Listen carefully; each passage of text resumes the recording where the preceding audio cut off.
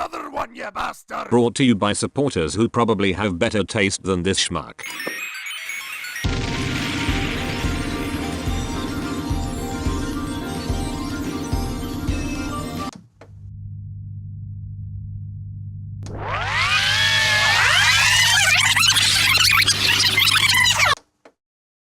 Everyone has that one thing they loved as a child.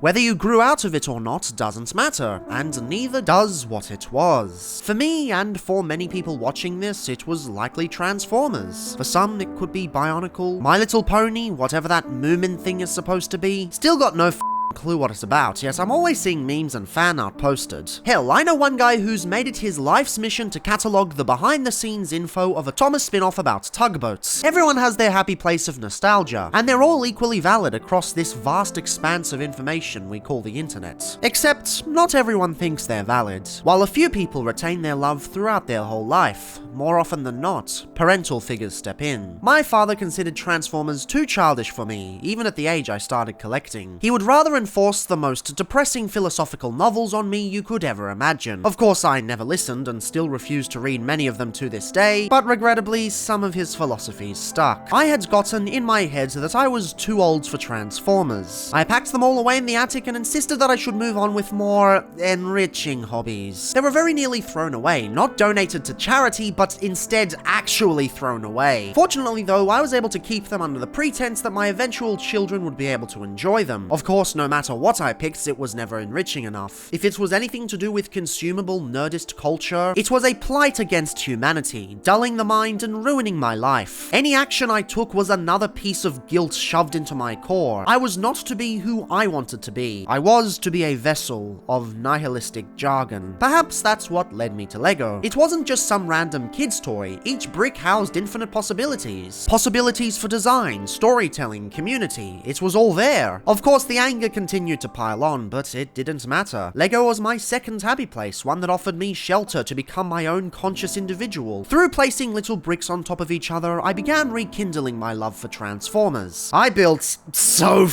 many of them. And although I sadly cannot share the fruits of my labor given the website that housed them was neglected to the point of shutdown and the ones I have left still remain in a storage facility, they were important to me. They are important to me. The friends I made along the way, the things I learned about problem solving, the identity I forged, all from some silly little bricks that apparently don't enrich society in any way. So when Hasbro and the Lego company teamed up to make this project, this wasn't simply a case of, oh, I've wanted this since I was a kid. That is very much true, but it's more than that. The very concept of this release is a monument to everything right I've done in my life. The person I've become in spite of the abuse, the illness, the naysaying. This isn't just some random release to make a disposable piece of content on. For me, this is personal. Greetings, Cybertronians. I'm DrLockdown, and today's diagnosis pertains to Lego Icons Set 10302 Optimus Prime.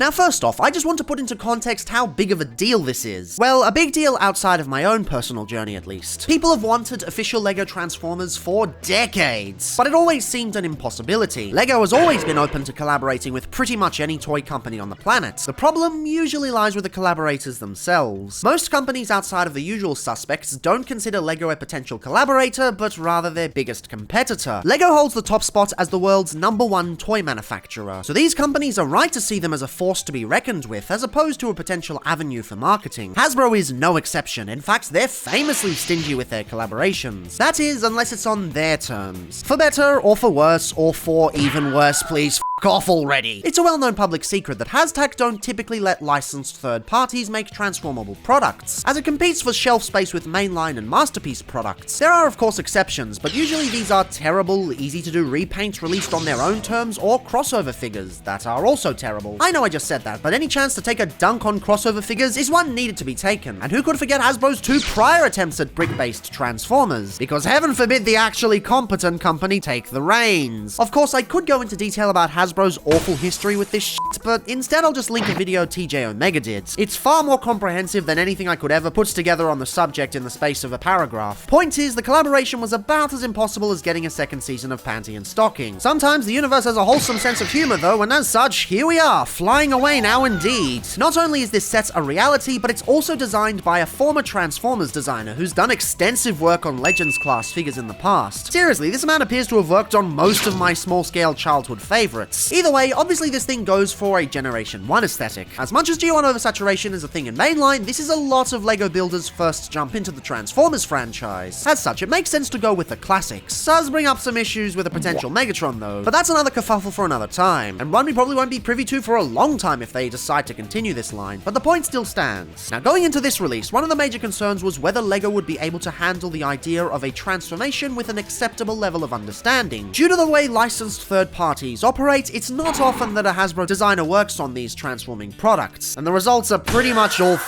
dog shit. They say if you put 50 monkeys in a room and give them immortality, eventually they'll write the complete works of Shakespeare. But in this instance, it's more like for some miraculous reason, day one they started pumping out Mills and Boon novels Google translated into Japanese. This is why it's such a relief that Joseph just so happens to be at the LEGO company when this was put into production. Already we're several steps ahead of the previous versions. This context alone puts this release in good hands. That said, just making a transforming LEGO set isn't really enough. As the review goes on, you're quickly going to realize the gargantuan task lists this figure has to accomplish. The amount of boxes LEGO Prime has to check is absolutely staggering, and it's quite the miracle this set does so well. The first aspect is something most Transformers fans wouldn't normally consider, whilst most LEGO fans would see as completely obvious: the build. This is a LEGO set, not just a standard collector-grade Transformers release. Every LEGO set, regardless of age bracket, needs to be fun to build for that specific age bracket. It's like how every Transformer needs a fun and engaging transformation. No exceptions. I know you're thinking of an exception, but no, that exception is probably part of the problem. Fortunately, in this instance, the build process is actually pretty good. I haven't built a lot of LEGO sets, but I've done enough to get a feel of what makes a good build and what makes a boring one. This one is definitely in the higher levels. Each segment feels unique, and you're always kept guessing about what the end result will be. The arms and thighs are done quickly enough to avoid the boredom of repeated/mirrored steps, and the legs are incredibly complex, so you don't feel like you're just doing the same shit over and over again. The torso takes the cake though.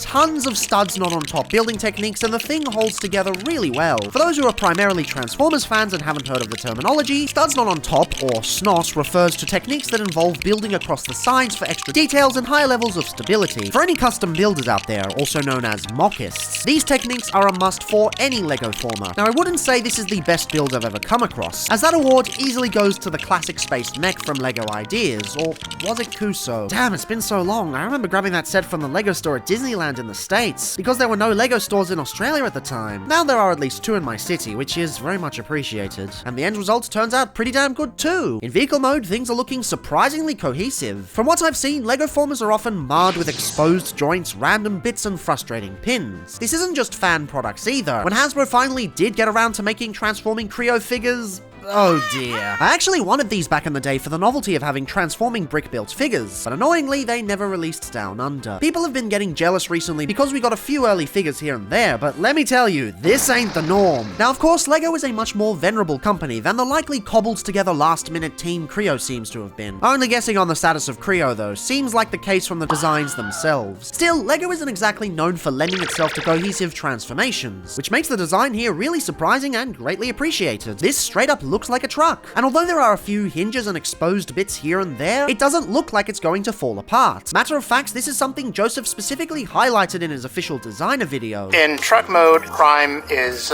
pretty accurate to an actual cab-over-engine truck. I put a lot of effort in trying to make it look like it is a truck first, just seeing a couple of bits that make you think, oh, maybe there's a robot in there. Happy to say, his efforts well and truly paid off. Also funny to see I'm not the only one with absurdly shaky hands, having to use stabilization effects in the editing program. God, it's annoying. If anyone can tell me a method to reduce hand shake that doesn't use a tripod, thereby ruining the dynamic shot composition and slight natural movement, please tell me in the comments. I've spent years trying to fix this and nobody will give me the answer. Although this is often stated as being in inspired by the G1 version, probably for marketing reasons, I'm seeing much more influence from Masterpiece MP01. You can make especially close comparisons with the pronounced flood and headlights, exaggerated windows, and overall boxier aesthetic. Although thankfully they ditched the segmented front angle and made it look much more cohesive. Also really appreciate the use of metallic silver on the grille section. It really brings a bit of extra pizzazz to the design. Also makes an appearance on the shin vents, rear view mirrors, and side canisters, along with the matrix in the middle, which is mainly for robot mode. Apparently this is referred to as drum lacquer paint, but I can't really find how it's done since most Google search results refer to the instruments. Yes, Google, very helpful indeed. The side is also pretty cohesive, considering what it has to do. I was fully expecting messiness levels along the lines of Classics Prime. No, not the good one, the deluxe one. Surprisingly though, this works pretty well. There are a few exposed joints and pins to clue you in, but given the blocky aspect of LEGO, it blends in pretty well. Part of this comes down to the simplicity of the shoulder modules. Using the back cover system seen on the G1 toy, this design has actually been a fan favorite amongst LEGO former designers because it's simple and flat out works. Honestly, I'd love to see it on modern official Transformers too, but it seems like Hasbro doesn't like the extra kibble. I also appreciate that the Autobot symbol is tamper-graphed on as opposed to being a sticker. It really cements this as an official LEGO Transformers set. Stickers just wouldn't have felt the same. You do get a couple of stickers though, such as on the bumper section. Thankfully, these aren't the worst. LEGO has typically been pretty good with their stickers. There have been some dumb placements in the past, but this example isn't anywhere on the level of those. And on a scale of repro labels to G1 reissues of quality, these are certainly on the higher end. Taking it further back, extreme vehicle accuracy fans may be a little disappointed. You sadly don't get the hollowed out back that a real truck has. This does the old legs fold out back system primes are typically known for. Personally, given this is a brick built figure and not an injection molded mainline transformer, I think such complaints are really nitpicky. But it is something people are turned off by, and it's an aspect I annoyingly have to mention. Still, as far as back leg primes go, they've at least made the extra effort in the feet. The folding works really well and allows them to bring out extra tail lights. Much like the shoulder panels, it's an aspect I'd love to see on mainline releases, but knowing the designers, accuracy is probably the reason it hasn't been used. Thank you,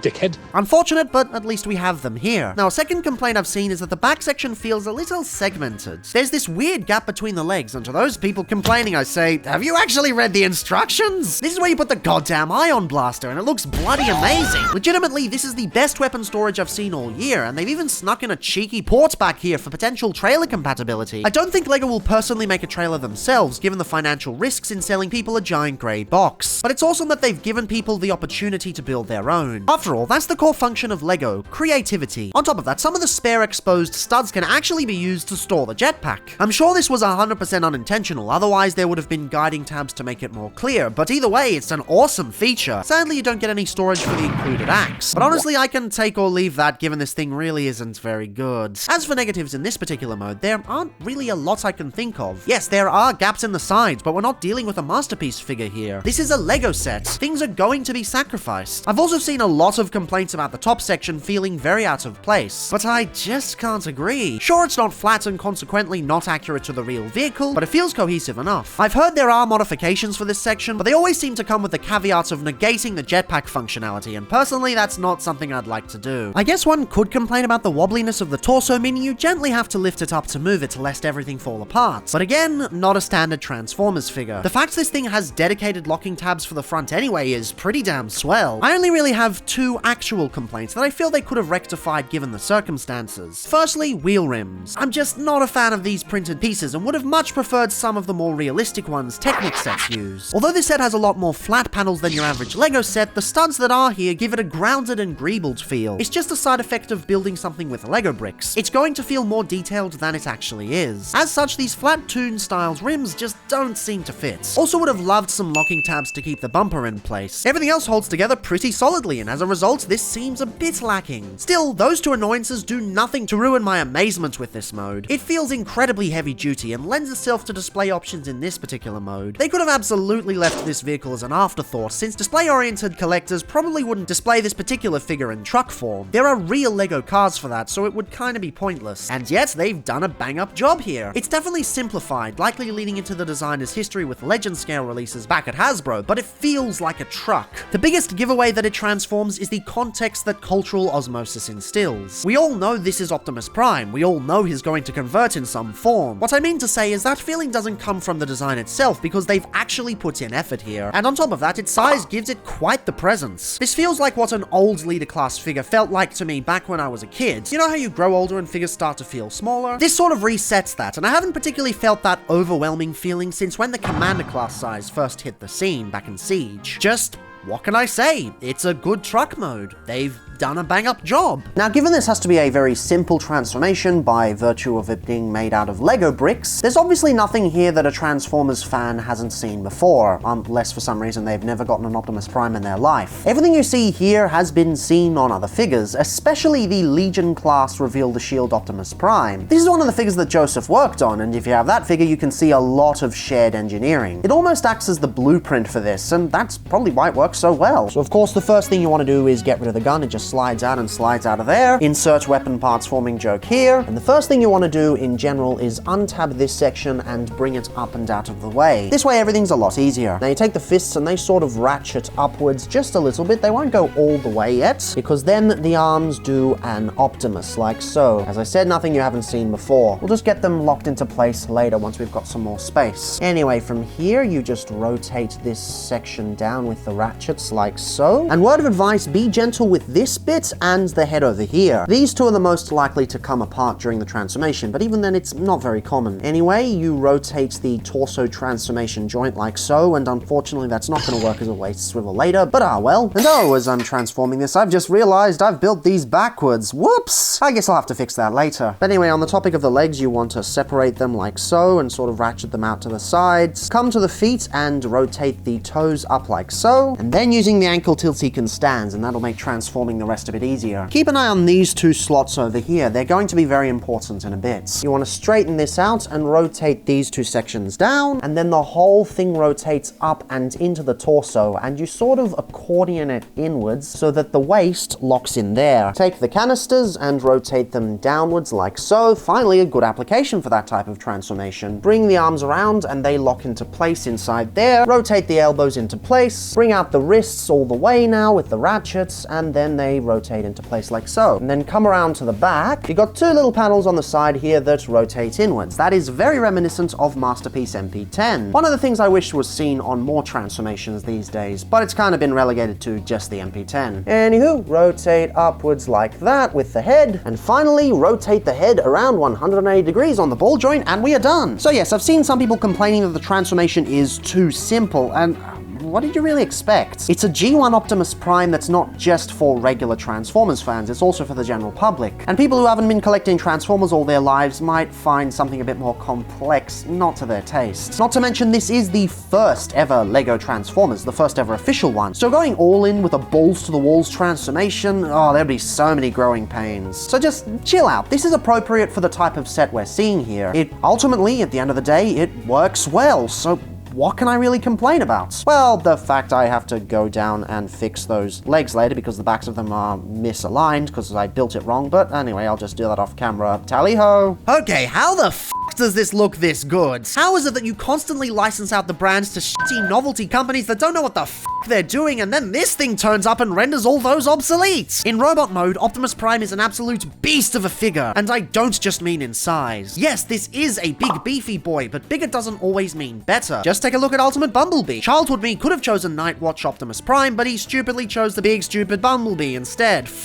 you, 11-year-old DrLockdown. But what I mean to say is this figure actually fills its size well. It's thankfully not a case of all style and no substance. As stated earlier, the transformation takes a lot of cues from the Reveal the Shield Legion class version, which the designer previously worked on. I think this is where LEGO Prime's brilliance in aesthetic truly lies. Legion Legends are known for being simple but incredibly effective, and this set exhibits that quality quite well. All the proportions work, none of them feel wonky as a result of the build process. That's something even official Masterpiece figures fail at. Digging the sharpness of the head sculpt, it's a lot thinner than most Prime heads, sort of evoking the Josh Burcham Beast Wars style of face. The face faceplate piece is actually an entirely new element that was created for this set. According to the designer video, it's the only properly new piece, with the other two new additions being recolors of existing pieces. Could be mistaken though, it's been years since I was in the game. Also like that they've used tampographs on the crest and eyes. I'm aware that the majority of collectors really hate the way this looks, and dislike how sunken in the eyes turn out, but I think this works really well. The printing itself could be a little better, but I much prefer it to the traditional method of plugging two studs on there and calling it a day. Moving down to the torso, while the vehicle mode evokes the style of MPO1, the robot mode appears more in line with the works of custom builder Orion Pax, also known as Alex Jones. Not that Alex Jones, at least I don't think so anyway. This is due to the angled window piece, a hallmark of many custom Optimus Primes over the years. There's also some weird visual trickery going on here. Due to the prominence of the silver grille and grey stripe, your attention is shifted away from the folded-in headlight panels. As a result, although technically he's quite hollowed out on the sides, you never really notice it. Even when examining it closely, it just doesn't seem that way. Also, and I know some people will love this, all the parts on the front are legitimate truck pieces. No faux parts on show here. I've seen people claim this is the primary reason for wanting this set, a way to show Hasbro that faux parts are the root of all evil by voting with their wallet. Personally, I think that idea is preposterous, especially since it neuters the waist swivel, but whatever, you do you. And I know some snarky people will watch this and comment below, "It absolutely has a waist swivel if you're fan-mounted," but it doesn't really work. You can untab the torso and fake it with the torso transformation joint, but 1, it makes the thing really floppy, and 2, it looks ugly as hell. I know when fan moding articulation is brought into the equation, I try to cover it, even if I haven't often been given the opportunity to, but this ain't it, chief. Fortunately, the arms fare a lot better. Not only are they articulated about as much as you'd like for a buildable figure, but they've got some lovely detail. Joining the Autobot symbols, we now also get tamper-graphed yellow arrows. So glad this detail made its return. I know it's technically neither accurate to the toon or the toy, but it's always been one of my favorite Prime details. No idea where it's from, but it's always great to see return. Also glad to see the rotating canisters come back. Last time we saw them was on the hybrid style version, which was ages ago. They also served basically no purpose at that scale, and was just another example of parts wastage. This use actually makes sense though, providing more visual cohesion and unlocking the knee swivel. Also love everything we got below them too. They're so bulky, yet unmistakably Optimus. The silver vents look sexy as especially with more being added than most fans are used to. I love the way they add extra details to make the leg connectors feel more seamless, and I love that the wheels just chill out on the side here. More and more Primes these days are hiding them away, and it just isn't necessary. Also love the angling on the feet. It's a nice stylization that works well in the Lego style. They even managed to blend in with the extra chassis pieces on the side. Damn commendable if you ask me. They do present a bit of a problem though. Underneath they've given them rubber inserts to stop the figure from sliding across the desk. This is something I really appreciate. I've heard of it happening on a few third-party masterpiece scale combiners, but not on anything smaller than that. As it stands, it's an underutilized technique that needs to enter designer consciousness, along with magnets and Combiner Wars styled ports. Alright, which one of you is gonna peg me first?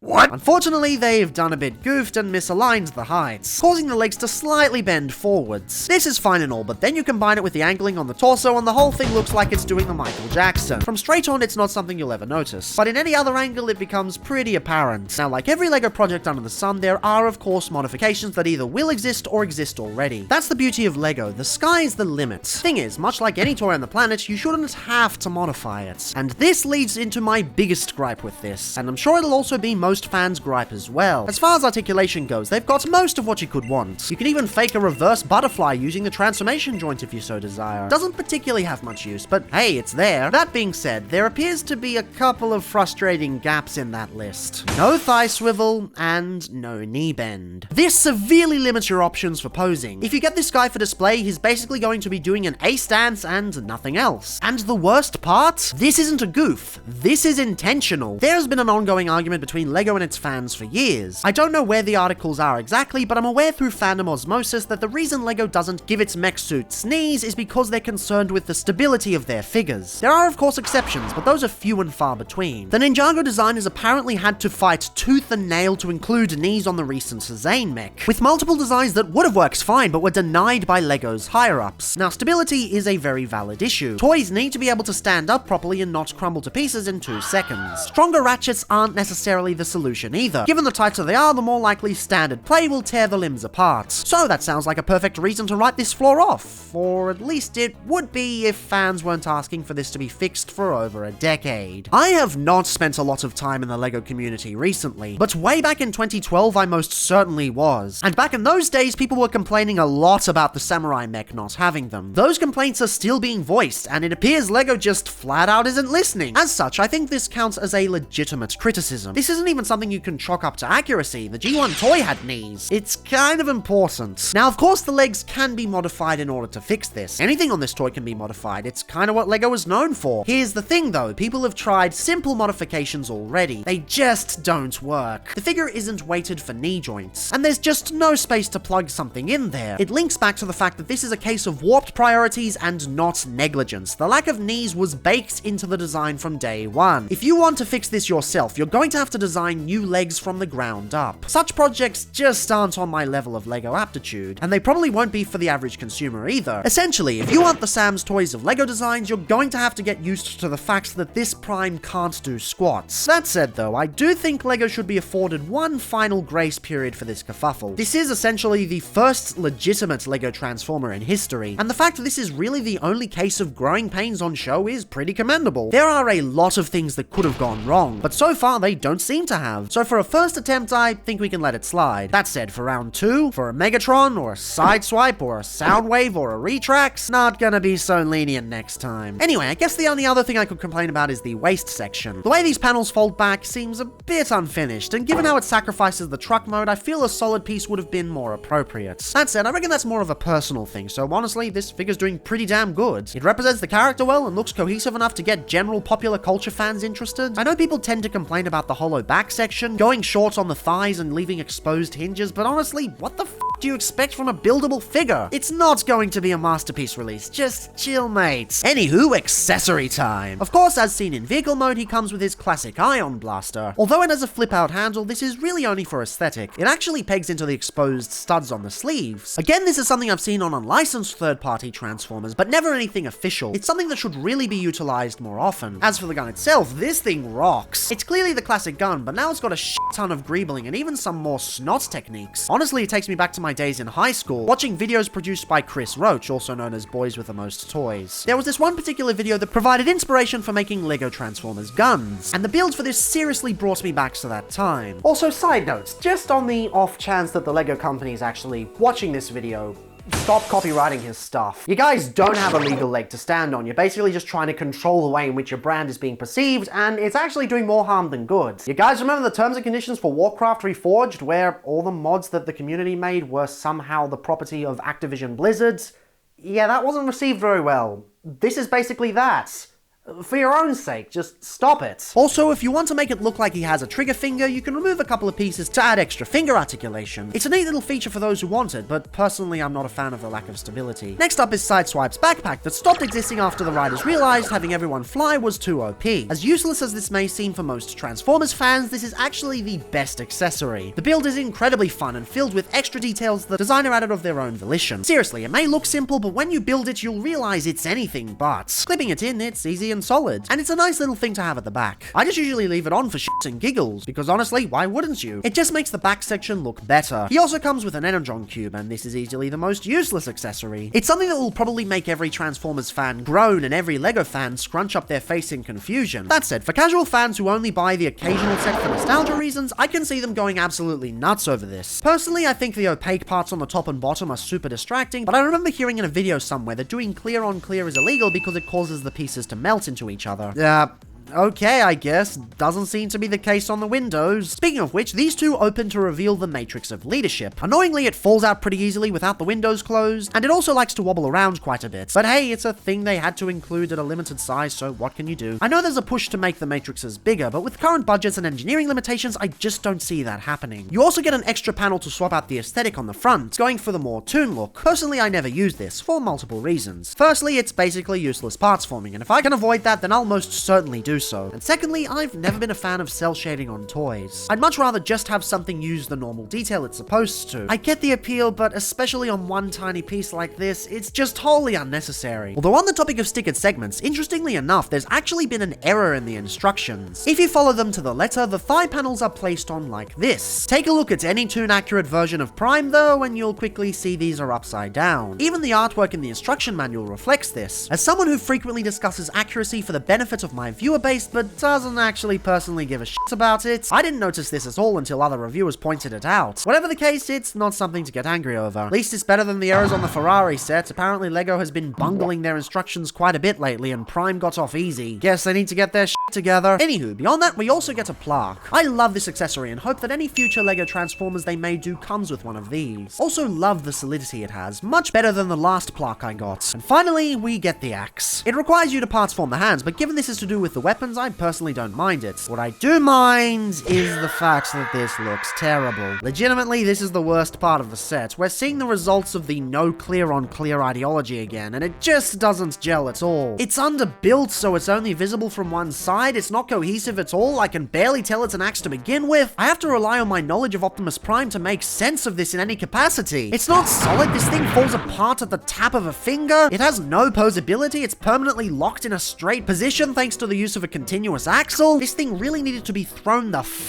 out and started from scratch. With everything else, I can see the arguments for why everything is the way it is, even if I don't agree with those stances. Not the case here. This thing has no reason to be this stupid. Look, guys, if you do a Megatron, don't even bother with the mace. If this is how they're going to turn out, it just isn't worth it. When I first got this figure, I was utterly blown away by it. Matter of fact, just beholding it now, I still very much am. However, if I'm going to give my honest recommendation, it just isn't perfect. I want to give this a 5 out of 5 because that's the way I personally feel. However, it's clear from the script writing process that it just isn't on that level. It's close, real close, but it just falls shy. I would still recommend this to almost everyone though. It's very well priced for what you're getting, and it's got a long shelf life, given LEGO doesn't usually retire its set for 4 years. The conversion process may not be the most overtly clever thing on the planet, but it works to the strengths of the designers and delivers something that's surprising on a bunch of levels. And those aha moments are still there, they just take place during the build process as opposed to the transformation. If you really want this, go for it. Don't wait for a sale, it's well worth the price. If you're on the fence, I'd still say it's worth a shot. This set isn't going anywhere for a while, so don't fall for the scalpers. If you despise this for being lazy and underdone, well, then you're probably a member of the LEGO Transformers community and can probably do better yourself, or at least have access to instructions from other people that will deliver a better experience. But for the average LEGO and/or Transformers fan, this is a killer set. I must disclose though, although I feel this is the most balanced score I can give, it isn't the way I truly feel. Chances are, this figure is going to top my 2022 list in spite of its less than perfect score, simply for the way it makes me feel. Like, if you gave me the choice between bringing Bionicle back and having a full retail LEGO Transformers line, I'm sorry, I'm taking the latter. I love Bionicle, but I may not have even been alive today if it had not been for the friends I made through building LEGO Transformers. Regrettably, my life still